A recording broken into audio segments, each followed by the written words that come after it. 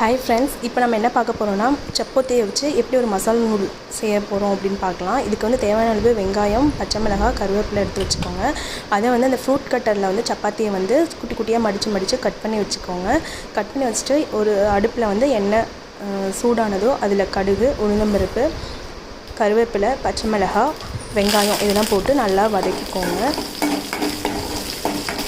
இது வந்து செம்ம டேஸ்ட்டாக இருக்கும். நீங்களும் ட்ரை பண்ணி பாருங்கள். ஃபஸ்ட்டு கொஞ்சம் வெங்காயம் போட்டுட்டு பச்சை மிளகாய், கருவேப்பிலை போட்டுட்டு நல்லா வதக்கி எடுத்துக்கோங்க. நல்லா ப்ரௌனிஷாக வந்ததுக்கப்புறம் இந்த குழம்பு மிளகாத்தூள் இருக்குல்லங்க, அது மட்டும் போட்டால் போதும். நான் வந்து 1 ஸ்பூன் குழம்பு மிளகாத்தூள் போட்டிருக்கேன். குழம்பு மிளகாத்தூள் போட்டுட்டு நல்லா மிக்ஸ் பண்ணி விட்டுட்டு கொஞ்சோண்டு மஞ்சள்தூள் போட்டுக்கோங்க. அதுக்கப்புறம் தேவையான அளவு உப்பு. ஆல்ரெடி சப்பாத்தியில் சால்ட் போட்டு தான் நம்ம பிசைஞ்சிருப்போம் மாவு, அதனால அதில் கொஞ்சமாக நம்ம போட்டால் போதும் இந்த மசாலாவுக்கு மட்டும். ஸோ நல்லா வந்து கிளறி எடுத்துக்கோங்க.